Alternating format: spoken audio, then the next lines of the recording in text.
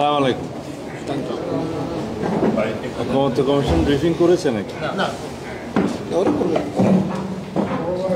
আমরা পরে আবার সময় হবে না বলে একটু অ্যাডভান্স খুব ভালো হয়েছে। সকাল থেকে অনেক দলই দিয়েছে, না দিয়েছে, আমাদের দেওয়ার মতো কিছু ছিল না। আজকে জাতীয় ঐক্যমত্য আসসালামু আলাইকুম। আজকে জাতীয় ঐক্যমত্য কমিশনের সাথে আমাদের আলোচনায় এখন পর্যন্ত মোট 3টা বিষয় আলোচিত হয়েছে। একটা বিষয় যেটা গতকালকে আলোচনা হয়েছে, ইতিপূর্ব আরও 2-1বার আলোচনা হয়েছিল তত্ত্বাবধায়ক সরকার গঠন প্রক্রিয়া নিয়ে। দ্বিতীয় বিষয় ছিল আমাদের এখন নারী আসন নিয়ে আলোচনা চলছে, এবং মাঝখানে কি আলোচনা হয়েছে না, মাঝখানে আলোচনা হয়েছে সাংবিধানিক প্রতিষ্ঠান এবং সংবিধিবদ্ধ প্রতিষ্ঠান সংক্রান্ত নিয়োগ, যে বিষয়ে আমাদের আগের অবস্থান আপনারা সবাই জানেন, গতকালকেও বলেছি। আমি প্রথম ইস্যুটা বলি, তত্ত্বাবধায়ক সরকার গঠন প্রণালী নিয়ে যে আলোচনাটা হচ্ছে, এখানে কয়েকটি বিষয়ে সবাই ঐক্যমত্য আছে। একটা হচ্ছে তত্ত্বাবধায়ক সরকার কোনো প্রতিষ্ঠা হবে, সেটা আমরা বলতে পারি প্রায় রিইনস্টেট হয়েছে আদালতের মাধ্যমে এবং জাতীয় কনসেনসাসের মাধ্যমে। বিগত 17 বছর যে আন্দোলন সংগ্রাম হয়েছে তত্ত্বাবধায়ক সরকার কোনো প্রতিষ্ঠার জন্য, সে বিষয়ে কারো কোনো দ্বিমত নেই। তবে এখানে তত্ত্বাবধায়ক সরকার গঠন প্রণালীতে ত্রয়োদশ সংশোধনীতে যেভাবে বর্ণিত আছে, তাতে শুধুমাত্র বিচার বিভাগের প্রাধান্য, এই জুডিশিয়ারিকে বাইরে রেখে তত্ত্বাবধায়ক সরকার প্রতিষ্ঠা করা যায় কিনা সেই বিষয়ে সবাই একমত। এবং সেটা কি প্রক্রিয়াতে হবে সেটা এক্সারসাইজ করতে যেয়ে এই পর্যন্ত যেটা ঐক্যমত্য হয়েছে কয়েকটি বিষয়, সেটা হলো যে তত্ত্বাবধায়ক সরকার পুনঃপ্রতিষ্ঠা হলে যে সমস্ত আর্টিকেলগুলোতে পরিবর্তন আনতে হবে সেই আর্টিকেলগুলোতে পরিবর্তন আসবে। যেমন সেখানে আর্টিকেল 123 সাবসেকশন 3 আছে, এবং আর্টিকেল 72 আসবে যেখানে সংসদের মেয়াদ সংক্রান্ত বিষয়ে বলা আছে, এবং 123(3) সম্পর্কে আপনারা জানেন যে সেখানে একই সাথে 600 এমপিদের একটা বহাল থাকার ব্যবস্থা কিছু সময়ের জন্য ছিল, সেটা বিভ্রান্তিকর। সেগুলোতে পরিবর্তন আসবে, এবং আরও একটা আর্টিকেল বহাল রাখতে হবে যে এই তত্ত্বাবধায়ক সরকার ব্যবস্থা যখন প্রবর্তিত হবে তখন আর্টিকেল 55 এবং 58-এর একটা বিধান আছে, যেটা এরকম যে তত্ত্বাবধায়ক সরকার প্রধান উপদেষ্টা শপথ না নেওয়া পর্যন্ত, সরকার বহাল না হওয়া পর্যন্ত আগের সরকারের কন্টিনিউটি থাকবে, যে প্রধানমন্ত্রী এবং মন্ত্রী পরিষদ তাদের দায়িত্ব পালন করতে থাকবে, সেই বিধানটাও বহাল করতে হবে। এই সমস্ত বিষয়ে সবাই একমত। তবে যে বিষয়টা আলোচনায় এসছে যে তত্ত্বাবধায়ক সরকারের প্রধান উপদেষ্টা মনোনয়নের জন্য বা নিয়োগের জন্য যে একটা ঐক্যমত্য প্রতিষ্ঠার প্রচেষ্টা, সেটা জুডিশিয়ারিকে বাইরে রেখে তার মধ্যে একটা কমিটির প্রস্তাব করা হয়েছে। সেই কমিটিটা হবে সংসদের স্পিকারের সভাপতিত্বে, প্রধানমন্ত্রী, বিরোধী দলীয় নেতা এবং বিরোধী দল থেকে ডেপুটি স্পিকার একজন যিনি মনোনীত হবেন, এই 5 জন বিরোধী সংসদ নেতা, মানে প্রধানমন্ত্রী, বিরোধী দলীয় নেতা, deputy speaker from opposition, speaker 4 জন, প্লাস অন্য একজন হচ্ছেন দ্বিতীয় বৃহত্তম বিরোধী দল হিসাবে যাকে ধরা হবে। কারণ পার্লামেন্টে এমনও হতে পারে যে এই তৃতীয় অবস্থানে 2টা দলও হতে পারে, জোটও হতে পারে। সেই ক্ষেত্রে যাদের ভোটের অনুপাত বেশি থাকবে তারা সেই অবস্থানটা পাবে। এই 5 জন সমন্বয়ে যে কমিটি, তারা নাম আহ্বান করবে। সেই নাম জাতীয় সংসদে যারা প্রতিনিধিত্ব করেন সকল রাজনৈতিক দল দিতে পারবে, স্বতন্ত্র সংসদ সদস্য যদি থাকেন কেউ তারা দিতে পারবে, এবং তাছাড়া সরকারি দল, বিরোধী দল সবাই নাম দিবে, এবং এর বাইরেও রাজনৈতিক দলসমূহ তাদের নাম দিতে পারবে সেখানে।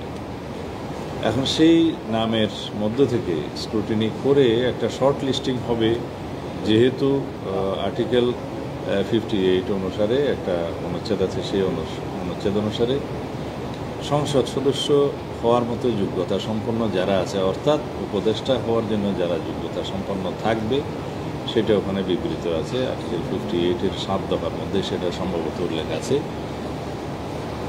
সেই অনুসারে যারা যোগ্য হবেন তাদেরকে নিয়ে একটা শর্ট লিস্টিং হবে। তাদের মধ্য থেকে এই কমিটি যাচাই বাছাই করে যদি ঐক্যমত্য আসতে পারে যে কোনো একজনকে মনোনয়ন দেওয়ার বা সম্মতি যদি আসে একজনের ক্ষেত্রে, সেখানে সেই প্রবলেম সলভ এবং তার সাথে আলোচনা করে অন্যান্য উপদেষ্টাদের নিয়োগ করা হবে। সেই ক্ষেত্রেও এই কমিটির মতামত থাকবে।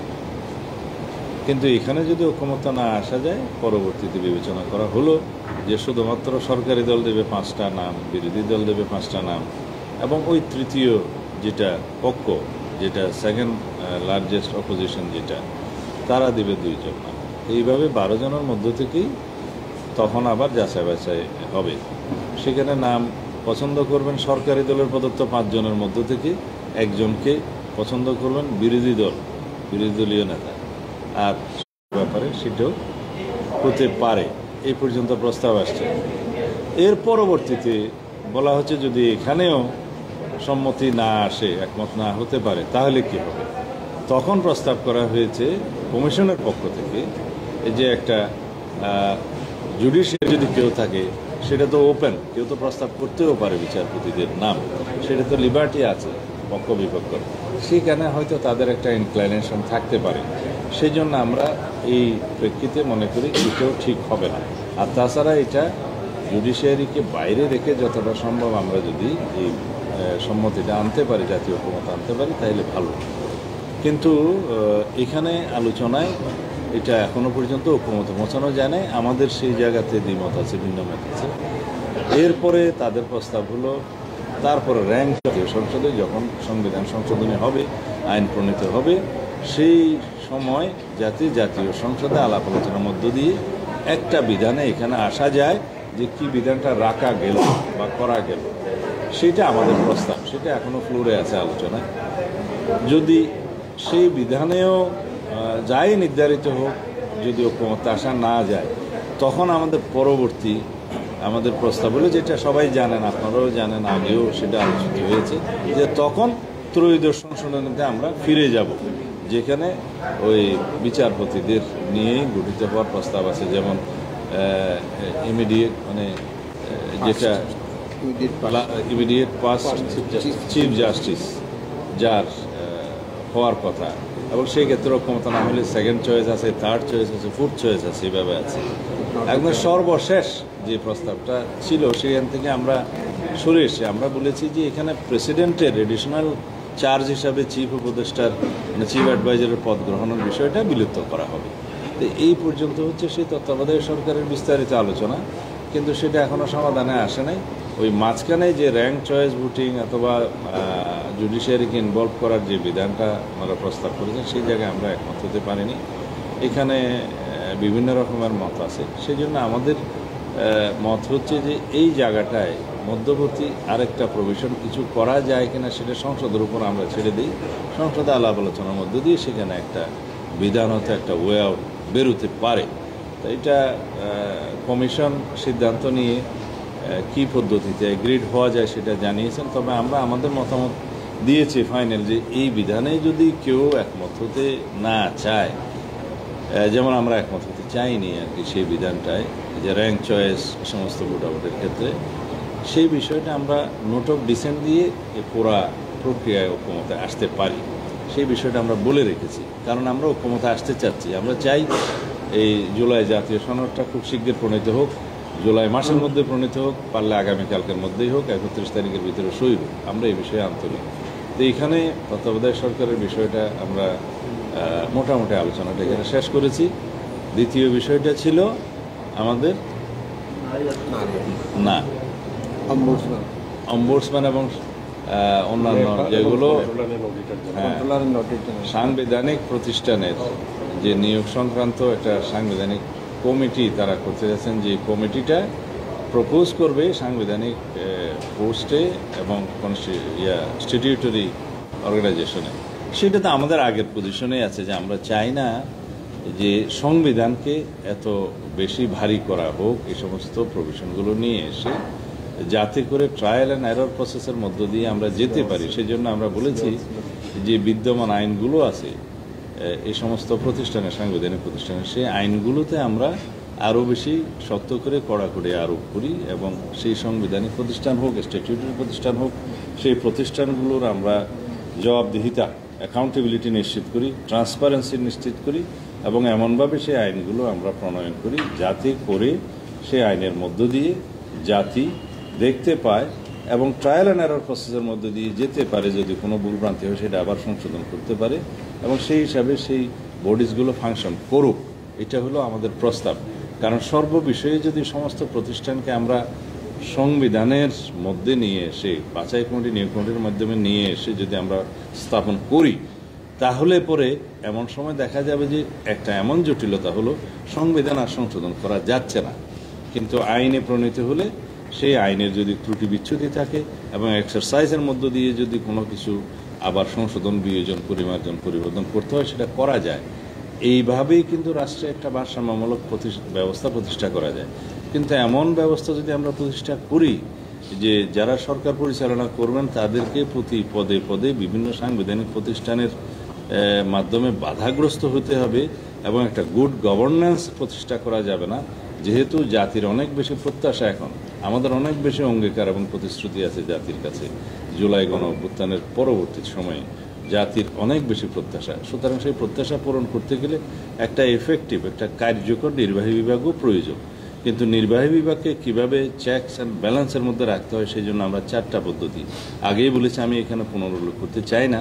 ইন শর্ট শুধু বলতে পারি যে আমরা তত্ত্বাবধায়ক সরকার প্রতিষ্ঠা যেটা হয়েছে বা হবে সেটার পরিবর্তনের ক্ষেত্রে আমরা গণভোটের ব্যবস্থা করেছি যাতে কেউ এই ব্যবস্থা খুব সহজে পরিবর্তন না করতে পারে। দ্বিতীয় হলো জুডিশিয়ারি সম্পূর্ণ স্বাধীনতা ভোগ করবে এবং ওয়াচডগ হিসাবে, সেটা গণতন্ত্রের রক্ষা কবচ হিসেবে তারা কাজ করবে, যেটা আগে ছিল না। এবং সবচেয়ে ইম্পর্টেন্ট হলো আমরা সাংবিধানিক প্রতিষ্ঠান হিসেবে নির্বাচন কমিশন যে স্বাধীনভাবে গঠিত হবে সেই প্রস্তাবও আমাদের ছিল, আমরা দিয়েছি। এই যে বিরোধী দল, সরকারি দল এবং জুডিশিয়ারির সমন্বয়ে গঠিত কমিটি, নির্বাচন কমিশন স্বাধীনভাবে গঠন করবেন এবং সেই নির্বাচন কমিশনের মধ্য দিয়ে, যেহেতু বর্তমান কনস্টিটিউশনেও নির্বাচন কমিশনের সমস্ত ফাংশন স্বাধীনভাবে চেস করতে পারবে বলা আছে, কিন্তু সেটা কার্যকরভাবে স্বাধীনতা আগে ভোগ করতে পারেনি। এই জন্য তো সেই জন্য আমরা এই কমিটির মাধ্যমে প্রকৃত স্বাধীন একটি নির্বাচন কমিশনকে প্রতিষ্ঠা করতে চাই। সেটা আমাদের প্রস্তাব, সেটা গৃহীত হয়েছে। তার মধ্য দিয়ে সেই নির্বাচন কমিশন কেয়ারটেকার সরকারের অধীনে যখন নির্বাচন পরিচালনা করবে, তখন কেয়ারটেকার সরকার এবং স্বাধীন নির্বাচন commission, judiciary, freedom of press, এই সব কিছু মিলিয়ে কখনোই স্বৈরাচারের উৎপাদন এবং স্বৈরাচারের ব্যক্তিতান্ত্রিক, শারীরিক স্বৈরতান্ত্রিকতা হোক বা সাংবিধানিক হোক বা সংসদীয় স্বৈরতান্ত্রিকতা হোক, কোনোটাই আর উৎপন্ন হওয়ার সম্ভাবনা থাকে না। ওভারঅল আমরা অন টপ অফ এভরিথিং আমরা বলেছি বাংলাদেশে 10 বছরের বেশি কেউ প্রধানমন্ত্রীর পদে বহাল থাকবেন না, প্রধানমন্ত্রী থাকবেন না। সেটা আমাদের প্রস্তাব। যদিও পৃথিবীর কোনো দেশের সংসদীয় পদ্ধতিতে এই ব্যবস্থা নাই, অন্তত আমার জানা নেই। তো সেই তারপরেও আমাদের অতীত অভিজ্ঞতার কারণে আমরা বলেছি যাতে কোনো ব্যক্তি 10 বছরের বেশি প্রধানমন্ত্রিত্ব ভোগ না করতে পারেন, ওই পদে না থাকতে পারেন, সেই জন্য প্রস্তাব আমরা দিয়েছি, সেটা গৃহীত হয়েছে। তো এতগুলো চেকস অ্যান্ড ব্যালেন্সের পরেও আমরা কি মনে করতে পারি যে বাংলাদেশে কোনো ভবিষ্যতে স্বৈরতান্ত্রিক প্রবণতা আর থাকবে? আমাদের মনে হয় অবশ্যই না। তো এগুলো আগে ফাংশন করতে দিতে হবে এবং ট্রায়াল অ্যান্ড এরর প্রসেসের মধ্য দিয়ে যদি সাংবিধানিক কোনো প্রতিষ্ঠানে কোনো সময় সংশোধন, পরিবর্তন করতে হয়, সেটা আইনে থাকা ভালো। সেই প্রস্তাবটাই আমরা দিয়েছি। হয়তো অনেকে মিস ইন্টারপ্রিট করতে পারে যে আমরা সব কিছু সংবিধানে আনতে দিতে চাচ্ছি না কেন। যদি সমস্ত সাংবিধানিক বডি এবং সমস্ত স্ট্যাটিউটরি বডি সবাই যদি একদম কোনো অ্যাকাউন্টেবিলিটি ছাড়া সমস্ত স্বাধীনতা ভোগ করে যদি রাষ্ট্র পরিচালনার মধ্যে যদি তারা অংশগ্রহণ করে, তাহলে আইডিয়াটা ভালো, কিন্তু প্র্যাকটিক্যালি তখন নির্বাহী বিভাগের কোনো ফাংশন আর কার্যকরভাবে থাকে না। এখন নির্বাহী বিভাগের কাছে সমস্ত জনগণের কাছে নির্বাহী বিভাগ জবাবদিহি করতে বাধ্য, সংসদের কাছে জবাবদিহি করতে বাধ্য, জনগণের প্রত্যাশা পূরণে অঙ্গীকার আবদ্ধ। সব কিছু থাকবে রেসপন্সিবিলিটি এবং সব কিছু থাকবে অ্যাকাউন্টেবিলিটি, অথচ তার অথরিটি কম থাকবে, দুর্বল হবে, সেরকম নির্বাহী বিভাগ কিন্তু খুব একটা কার্যকরভাবে সরকার এবং রাষ্ট্র পরিচালনা করতে পারবে না। সেটা আমাদের নজরে রাখতে হবে। সেই জন্য রাষ্ট্রের কোনো অঙ্গকে দুর্বল করে অন্য অঙ্গকে শক্তিশালী করে সেখানে ভারসাম্যমূলক কোনো সরকার ব্যবস্থা, রাষ্ট্র ব্যবস্থা প্রতিষ্ঠা হয় না। আমরা চাই যে রাষ্ট্রের সকল অঙ্গ তার সাংবিধানিক এখতিয়ারের মধ্যে থেকে, তার কনস্টিটিউশনাল লিমিটের মধ্যে থেকে, নিজ নিজ গণ্ডির মধ্যে তারা সম্পূর্ণ স্বাধীনভাবে তাদের দায়িত্ব পালন করবে। কোনো অঙ্গ আরেকটি অঙ্গের মধ্যে নাক গলাবে না বা তা আরেকটা অঙ্গের ভিতরে হস্তক্ষেপ করবে না, কর্তৃত্ব খাটাবে না। সেই ব্যবস্থাটাই হচ্ছে ভারসাম্যমূলক ব্যবস্থা। আমি সবসময় বলি যে এই তিন অর্গানকে অতি অবশ্যই চেকস অ্যান্ড ব্যালেন্সের মধ্যে এবং হারমোনিয়াস কোঅপারেশনের মধ্যে একটা ব্যালেন্স সরকার এবং রাষ্ট্র ব্যবস্থা প্রতিষ্ঠা করতে হবে। তাহলে পরে আমরা প্রকৃতপক্ষে শক্তিশালী গণতান্ত্রিক ব্যবস্থা প্রতিষ্ঠা করতে পারবো এবং জনগণ সেই গণতান্ত্রিক অধিকার এবং সাংবিধানিক অধিকার ভোগ করবে, রাষ্ট্র এগিয়ে যাবে। সেই উদ্দেশ্যে আমরা এই সমস্ত প্রস্তাবগুলো দিয়েছি। তৃতীয় ইস্যু ছিল আজকে নারী আসন সংক্রান্ত। নারী আসন সংক্রান্ত আমরা গত কয়েকদিন আগে আমাদের প্রস্তাবটা দিয়েছি, পরিবর্তিত প্রস্তাব।